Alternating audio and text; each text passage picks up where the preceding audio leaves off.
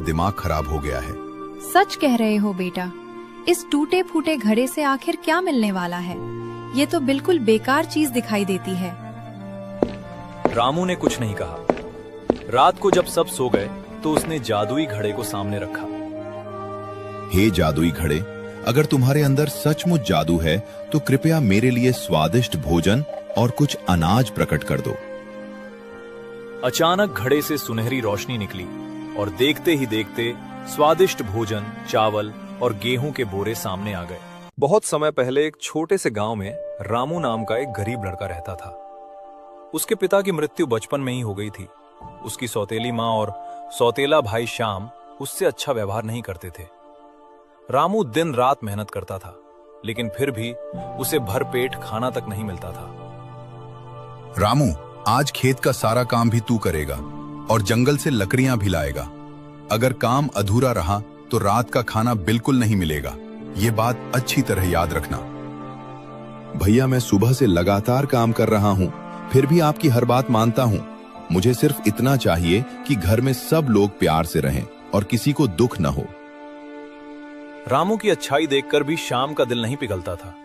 वो हमेशा रामू को नीचा दिखाने की कोशिश करता था। एक दिन सौतेली माँ ने रामू को बहुत दूर वाले जंगल में लकड़ियां काटने भेज दिया।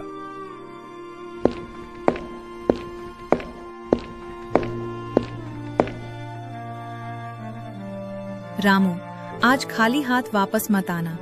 अगर अच्छी लकड़ियां नहीं लाया तो घर के अंदर कदम रखने की भी इजाजत नहीं मिलेगी, इसलिए मेहनत करके ही लौटना।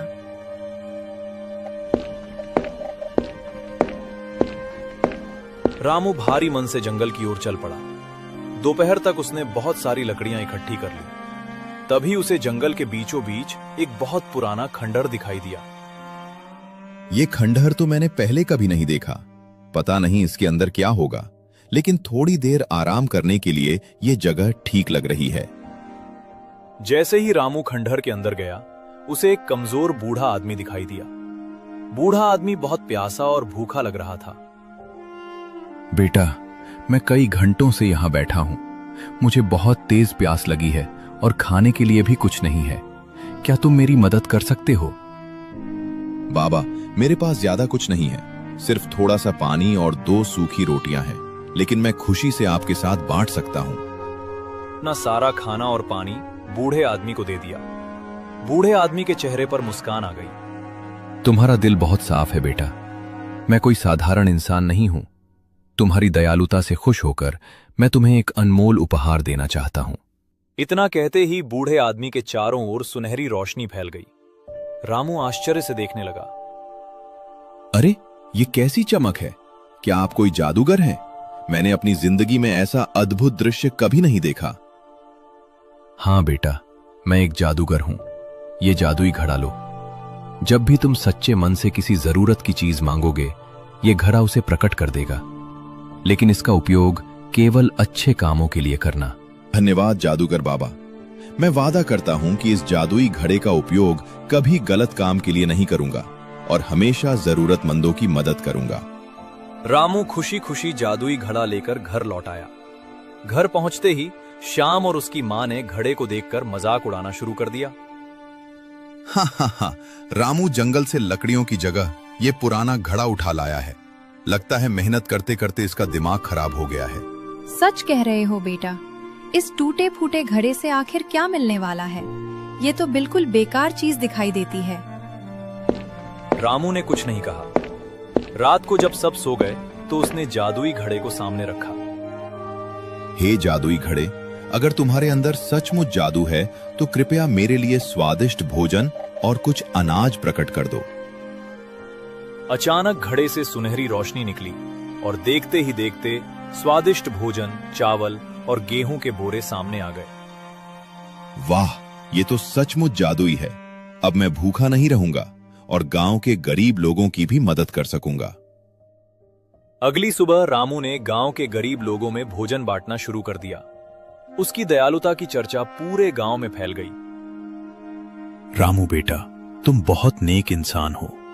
आज तुम्हारी वजह से कई गरीब परिवारों को भरपेट भोजन मिला है। भगवान हमेशा तुम्हें खुश रखे। धीरे धीरे रामू का सम्मान बढ़ने लगा। ये देखकर श्याम के मन में जलन पैदा हो गई। माँ, जरूर इस घड़े में कोई रहस्य है।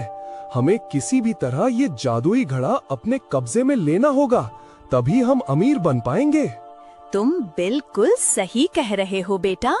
आज रात मौका मिलते ही हम ये घड़ा चुरा लेंगे और किसी को पता भी नहीं चलेगा। रात होते ही श्याम और उसकी माँ चुपके से रामू के कमरे में गए और जादुई घड़ा चुरा लिया।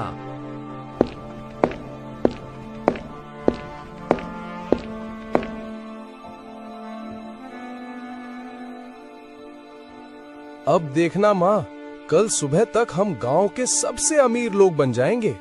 ये घड़ा अब हमारा है। लेकिन लालच में अंधे श्याम को जादूगर की चेतावनी याद नहीं थी। उसने घड़े को सामने रखकर आदेश दिया, हे जादुई घड़े, मेरे लिए सोने के हजारों सिक्के और हीरे जवाहरात निकालो, ताकि मैं सबसे अमीर आदमी बन जाऊं। घड़े से रोशनी निकली, लेकिन सोने की जगह हजारों बंदर बाहर निकल आए और पूरे घर में उधम मचाने लगे। अरे बचाओ, ये बंदर हमारे बर्तन तोड़ रहे हैं और घर का सारा सामान बिखेर रहे हैं। आखिर ये क्या हो गया? मुझे समझ नहीं आ रहा। मैंने तो सिर्फ धन मांगा था। ये घड़ा हमारी बात क्यों नहीं मान रहा? शोर सुनकर रामू वहां पहुंच गया। उसने देखा कि पूरा घर अस्त व्यस्त हो चुका है। भैया, आपने मेरी चीज चुराकर बहुत गलत किया। जादुई घड़ा सिर्फ अच्छे और निस्वार्थ लोगों की मदद करता है, लालची लोगों की नहीं। रामू, मुझसे बहुत बड़ी गलती हो गई। लालच में आकर मैंने तुम्हारा भरोसा तोड़ दिया। कृपया हमें माफ कर दो और इस मुसीबत से बचा लो। रामू का दिल बहुत बड़ा था। उसने जादुई घड़े को उठाया और प्रार्थना की, हे जादुई घड़े, कृपया इन सभी बंदरों को वापस अपने अंदर ले लो और हमारे घर में फिर से शांति स्थापित कर दो। तुरंत सभी बंदर गायब हो गए। घर पहले जैसा हो गया। श्याम और उसकी माँ शर्म से सिर झुकाकर खड़े रहे। रामू, हमने हमेशा तुम्हारे साथ बुरा व्यवहार किया, लेकिन तुमने फिर भी हमारी मदद की। हमें अपनी गलती का बहुत पछतावा है।